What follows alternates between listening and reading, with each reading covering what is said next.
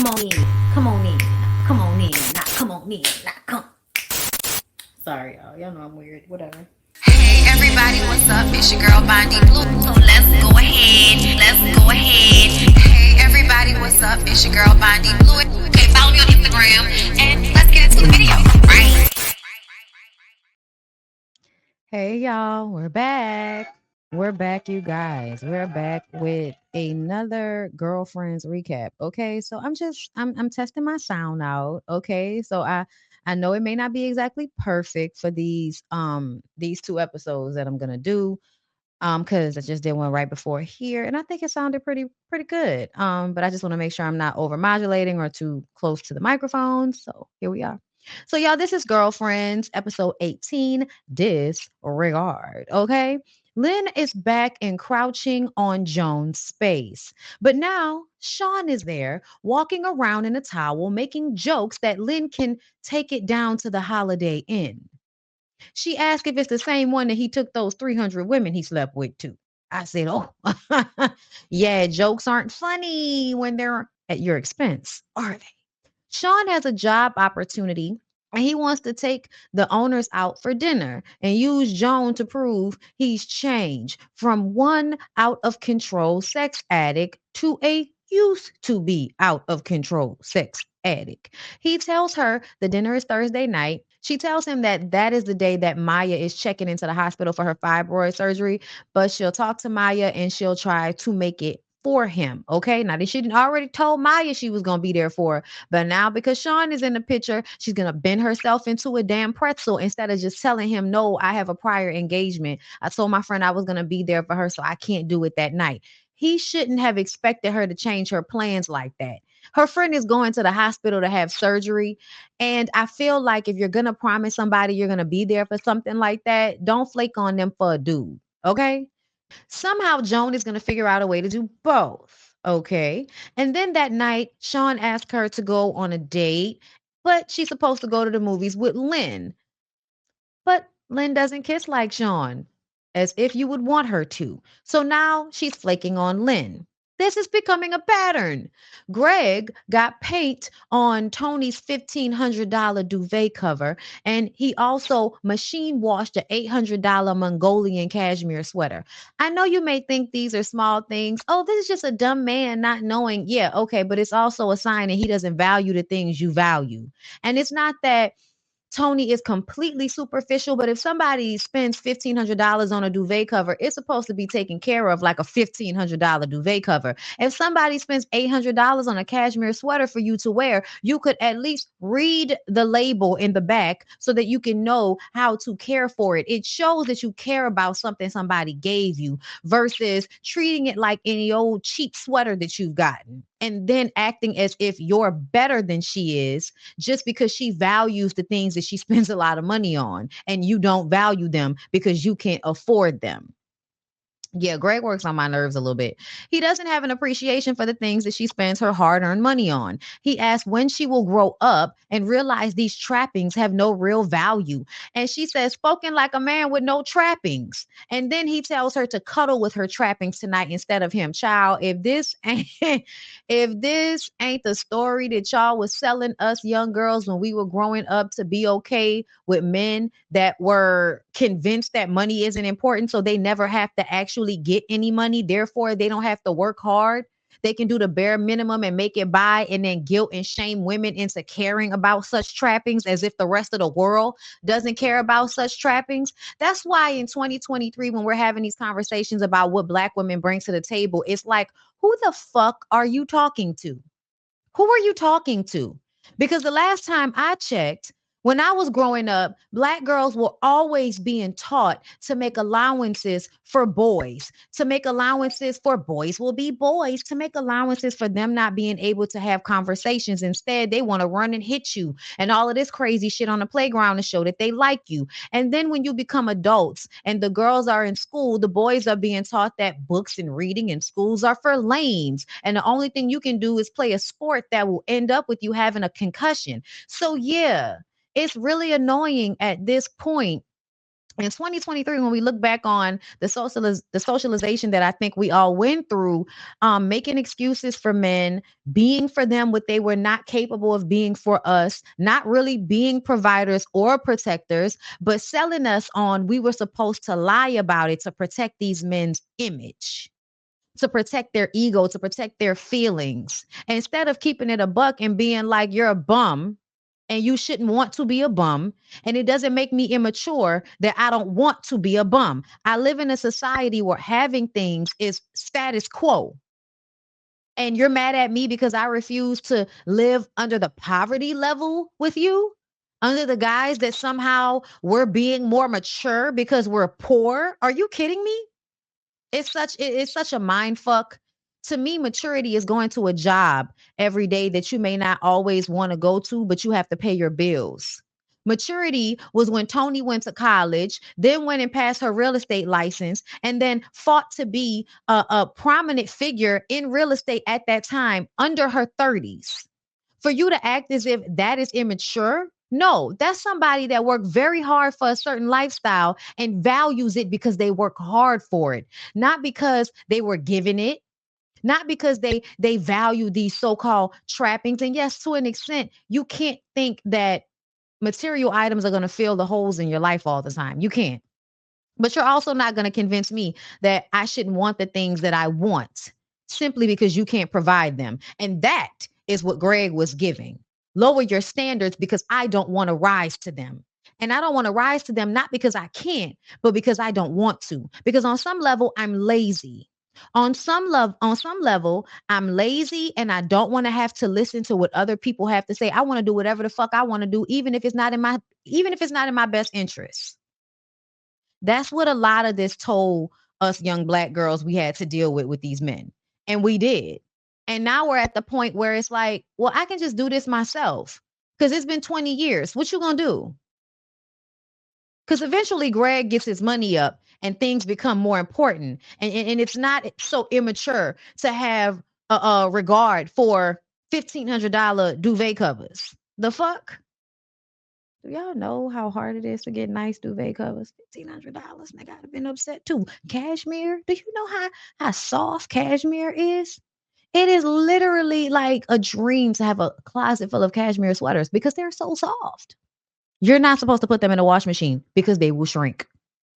Joan tells Maya that she has to go to Sean's work dinner, and because she's on Valium, she just brushes it off. Maya says, okay, girl, I'm feeling great.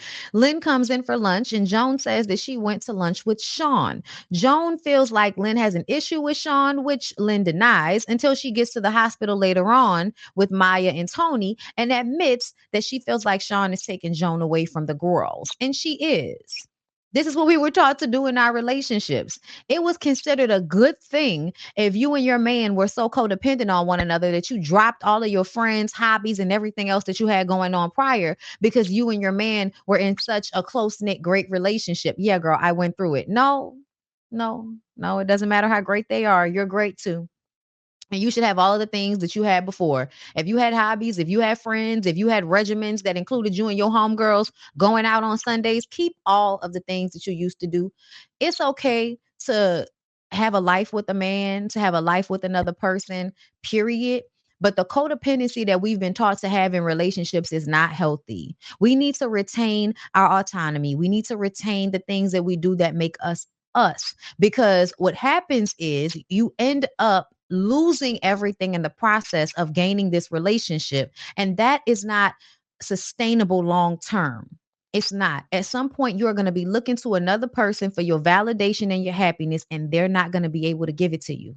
They're not, because nobody can make you feel whole but you. Nobody can really make you happy but you. A person can aid in your happiness. A person can boost it or lower it. But essentially, you have got to come to the table at 100 in order to get the best out of any situation. So I just kind of feel like we were really taught to like lessen ourselves to be in relationships, to change yourself so that you can fit into someone else's life. like some fucking fixture.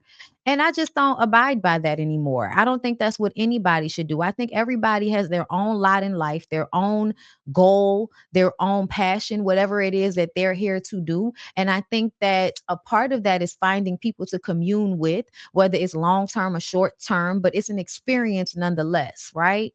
It's an experience. We're here to experience life, but we're not here to make one other person our sole interest and goal in life. And I feel like that has really been taught to young women to view finding some man or some partner as their lot in life. The only thing that they're really supposed to be focused on is finding another person. And I don't think that's right. I don't. I also think that that comes from Abrahamic religions. It teaches you that everything is supposed to about it's po- it teaches you that everything is supposed to be about the worship of one entity. Your entire life is about the existence of another person or another entity. I don't think that's the way it's supposed to go. I just don't. And I see how that belief system makes women have that same mindset towards their relationships. It's all about finding some man to give over your life to, like he's Jesus Christ.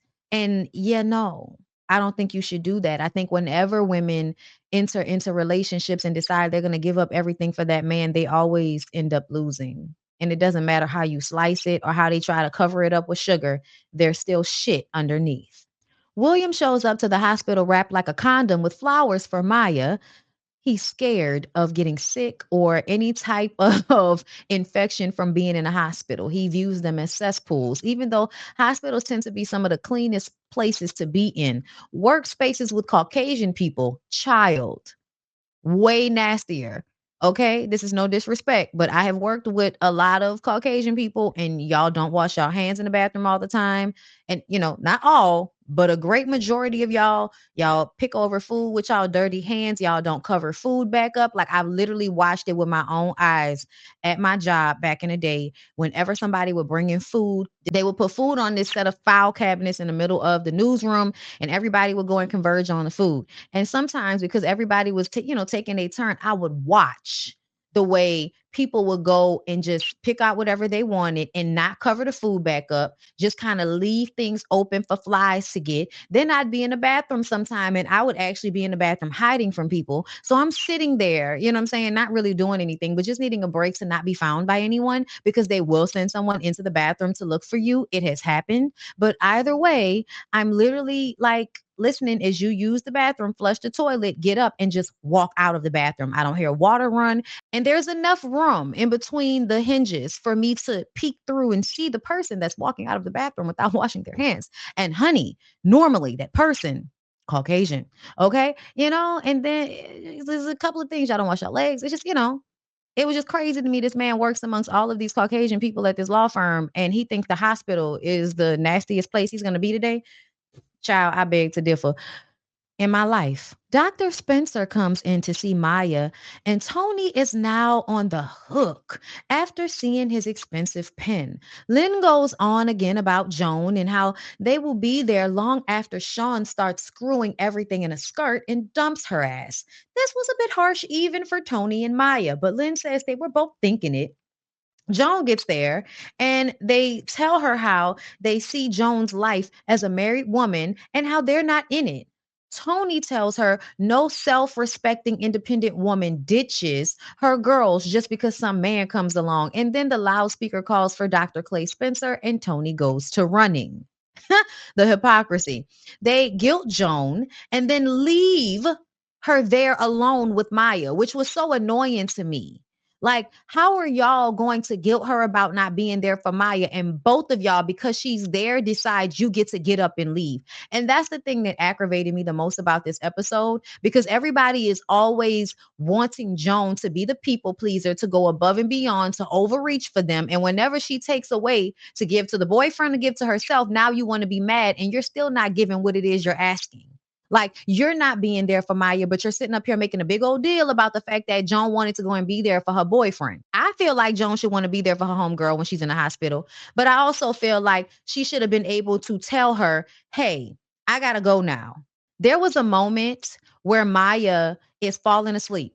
And I would have been like, hey, honey, you're falling asleep now, so I'm going to go ahead and go. But because Joan is a people pleaser, every time Maya would be like, where you going? Now she's like, oh, I'm not going anywhere. And then she ends up getting there to Sean late. And because she kept calling over and over again to apologize to him, the people were probably feeling away and they left. And so now it's her fault that he didn't get the job. That was really annoying to me. That was really annoying to me because I feel like this is one of those times where Joan is bending herself into a pretzel over people who don't do the same for her. They cross boundaries and take advantage of her all the time. And here she is going to give herself a damn stroke because she's trying to get to her man and still be there for her friend whose husband really should be there. Like where does he work? The airport? He works at the airport. And you mean to tell me he couldn't have came here? What time does the airport close? Because I feel like right around 1 or 2 a.m., people leave the airport and he should bring his ass to the hospital. Your mama should have been there, but Maya had enough family members and hood homegirls that somebody else should have been there at the hospital with her besides Joan. So Toni and Greg are at dinner, and some other real estate agents come in, and Toni passes Greg money under the table so that she doesn't feel embarrassed. Girl, pay for the dinner. We can look at him and see he ain't got no money. Pay for the dinner, okay? Then he loud caps her, which I really was annoyed by, right? Why do you have to take the extra step to embarrass this woman like this? And then he says he's going to the car. Yes, ma'am. Like, she's giving you the money to pay for the dinner because you can't afford to, and she doesn't want to look like a woman who is unlike the rest of the women of her caliber, not being taken care of by her man, but taking care of her man. Y'all, that doesn't feel good all the time. Everybody makes you feel like you're a fucking fool when you are the woman that has more money. Look at how y'all do Candy. Always calling her a sugar mama, acting as if she's paying for dick because she dates people who she has more money than, without the nuance of thinking about the fact that most of the men that have more money than Candy are not going to be there for Candy the way she needs. She's the boss. So she needs to be with somebody that can play down to her sometimes, that can support her. And a man that has more money than her is never really going to be in a position to do that because he has his own shit that he needs to do. It's not as compatible. So y'all ignore that fact. Y'all call her a sugar mama. Y'all shame her. Y'all make fun of her because she has enough money to not be beholden to some rich man. Because she has her own bag and she don't have to go and look for it or find a man to give it to her. That makes her sugar mama and what? Worse than the men? Like, I don't know. I don't know what that's supposed to mean, but I've always thought it was a good thing for a woman to have her own and not need anybody for anything, and then find a partner that can be suitable and egalitarian in the way that they live their lives, instead of being with somebody that feels like they need to assert their dominance all the time because they have to let everybody know they're a man because their woman makes a lot of money. I don't see that from Todd like that. Todd wants his own in the business, but that's separate from constantly having to assert himself in arguments or in ways so that he can sun Candy, so that he can feel like a big man. And a lot of men do that, which is probably why a lot of her relationships didn't always work out, because you're not some woman that's looking for a man to save them. You're not. And a lot of men want to treat women as if they're the savior. They do.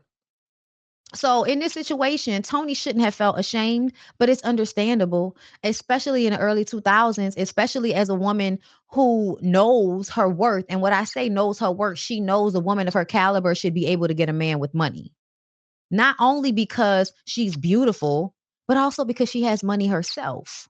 Still not expecting more than she actually can provide for herself. But people were always putting Toni in this gold digger box when really she would have had to be broke like Lynn looking for a man to save her in order for her to really be a gold digger. Toni was not really a gold digger, but that is the way people saw her, regardless of the fact that this lady was paying for herself and then married a man later on that she thought had money, but he really didn't have money. And she was still the one that had to be financially responsible for herself and her child in some way. Like, come on.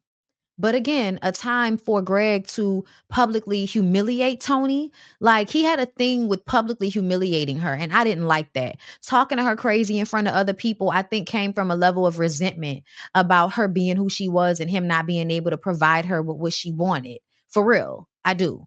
This was one of those times where it was like you did not have to make a scene like that, because then people was looking like, what the fuck is he doing? I had to go in to get your car, Miss Toni. Like, dude, just pay the bill and go on about your way. So Toni runs after Greg, and as she's running out, Joan is running in, trying to, make things right with Sean. Sean is sitting there alone and angry, just sullen. At this point, you could have left. So Sean didn't get the job, and like I told y'all, Joan is to blame. She kept calling him, she didn't show up, and now he's missed out on $200,000 a year, so he says. So it's all her fault because she couldn't be there for everybody all at the same time. But she still encourages him. And then she tells him that they can go home and have sex with no foreplay, and that makes him happy. Now he can blame her for everything. She can take the responsibility and then still turn around and make him feel better. Do you really feel like it works like that with men all the time? Because there was a moment where Sean flipped some shit on Joan a couple of episodes back, talking about why can't women be there for men the way men are there for women? Y'all have issues. Y'all need men to hold y'all down. And now, when we turn around looking for you to hold us down. And I'm like, when in this entire situation has he ever held Joan down? It's all been shaming and guilting her based on what other women do so that he can get her to do what he wants her to do. From the very beginning, Joan was going above and beyond for Sean. And Sean still had the audacity to compare her to other women so that he can make her fight to prove that she wasn't like the rest. So in this moment where she really should have been upset at him for blaming her for his shortcomings, essentially, you did not get this job because you were not able to prove that you are reliable, because you proved yourself to be unreliable when you were out here ruining your family and your job and your house with your sex addiction. Now you want another woman to come in and clean this shit up for you. And when she can't come in and clean it up for you, it's all her fault that your life isn't working out the way you wanted it to. That's some bullshit. That should have been a red flag to Joan. But instead, what did she do? I'm going to keep trying to fix it, and then I'm going to give him sex, and sex that I might not even enjoy, but sex that he will enjoy. She didn't really do anything wrong, but she's going to have to make up for it with her body and humbling herself before him as if he's not responsible for why he didn't get the $200,000. Because you could have put your fucking phone on silent, turned it off, anything. Joan tells William she's leaving work to be there for Maya getting out of surgery. She asked if William's guy friends gave him a hard time when he started dating Yvonne. And he says his one friend didn't, because men don't get all clingy like women do. They know they will either die early of a heart attack, prostate cancer, or marriage. That's a lie, though. That's a lie. Men are clingy. They are codependent. They may not be like that at large numbers because other men are not dependable enough for them to be dependent upon them. They can be codependent on women, though, because they know women will always be there. Okay? For instance, everybody, follows Christianity in the Bible. Somebody wanted to tell me how the women were the ones that went and told the gospel. Yeah, I know that. That's because the disciples, the men, were nowhere to be found when Jesus was resurrected, because the only people that stayed to the end of his crucifixion were the women. So yeah, you can always rely on the women to be there to the end, which is why women will care a little bit more about their friendships and require more in their friendships than men, because women actually do show up more for their friends than men do. But we all know that William doesn't really have any friends either. So there's that.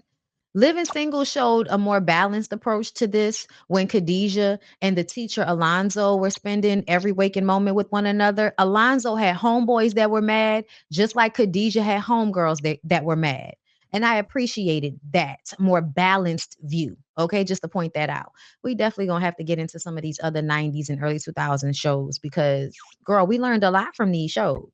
But we also learned some terrible codependent misogynistic views on men and women relationships from some of them. So shout out to Living Single for always being above the status quo, because it's one of the most unproblematic shows of all time with a full Black cast. Hallelujah. So Maya's mom is on her way to the hospital to see her. Finally, she wasn't required to be there as much as Joan was, though.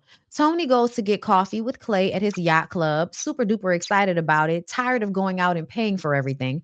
Everyone keeps reminding her of Greg, and she says that Clay knows she has a boyfriend and it's only coffee, girl. We know the road this is going down. And in the words of Portia Williams, girl, wrong road, wrong road. Okay.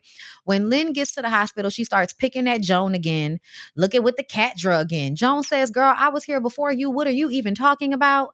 Lynn responds, so now it's a competition, moving the goalpost. Like, Lynn, you're exhausting. You're really, really exhausting. Joan asks her, what is the damn problem? And Lynn says, because you have been spending all of your time with Sean. Joan says it was her fault that her man lost his job last night so she could be there for Maya. So the only person allowed to be angry with her is him.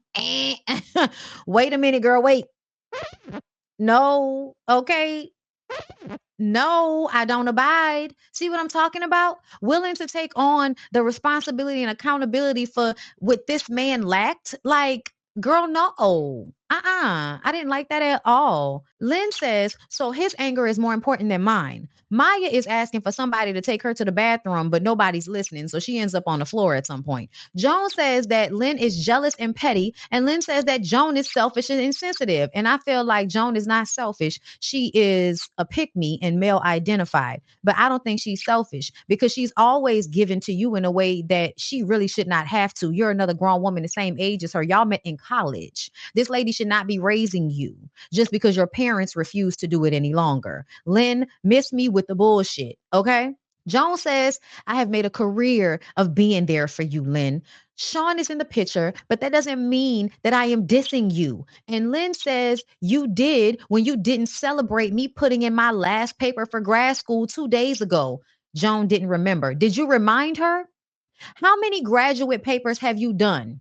How many graduate programs have you done?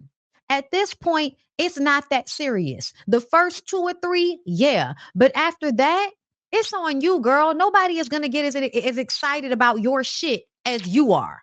Like, if you're not excited about it, if you're not singing it from the rooftops, I don't know why you think anybody else is supposed to be paying attention to the umpteenth paper you didn't put in. Girl, go on ahead from us with this. Joan then feels bad because that's their pattern. You guilt her and shame her, and she feels bad about something that she really shouldn't feel bad about. She knows Joan always takes care of her, but at least she knew she cared. Now that Sean is moving in and she's moving out, that's over, and the friendship is over too. Oh, wow. Way to jump off the porch, Lynn. Way to exaggerate. Way to make yourself the victim. Way to shame and guilt your friend because she, for once, wasn't giving all her time and effort to your broke ass. Joan says, no, the relationship is just changing, but it's not over. Okay. And that's true because all relationships, if they're going to sustain, they have to change and grow. It can be uncomfortable. It can be uncomfortable, but the relationship, if it's going to sustain, has to be mobile, has to be mutatable. It has to move. It has to be fluid, and it has to work with where y'all are in y'all life at the time. You know what I'm saying? And sometimes people are not to be in your orbit all the time. Sometimes they spin out and come back in. Sometimes they spin out and don't come back in. Sometimes they circle around and stay close. Okay? But everybody has to make a decision with their friendships, what their boundaries are, put their boundaries in place, and stop allowing people to shame and guilt you when you want to put yourself first. Now, in this situation, Joan is putting Sean before her friends. I want Joan to put herself first. I wanted Joan to tell Maya that I'm leaving. I wanted her to go to that dinner, and if she missed it, to say, oh, I'm so sorry, honey, but this is not my responsibility. We are not married, and you are not entitled to use me as a showman's piece so that you can get a job, because that's what a lot of men do. Ray J, anybody? Acting like you like that lady when really she was beautiful. Y'all probably have really good sexual chemistry, maybe, but more so, it looks good to have a beautiful wife and beautiful kids, because when it comes time to do business in corporate America, they need to know that you have roots, that you have a wife and children, that you're not just going to up and leave. That way, you're not going to up and run with access to their finances and their money. Yeah, that's the mindset behind men always wanting to use women and family in order to propel themselves forward in their careers and their overall self-centered life, which is not even a problem, but you need to be self-centered too, ma'am. You too. Okay. Okay. Lesson. All right, then, y'all. That was episode 18, 17. Girl, which one? I don't know. Either way, it was called Disregard. I hope y'all enjoy. Please don't forget to like, comment, subscribe to the channel if you haven't already. And I'll see y'all in the next one. Bye.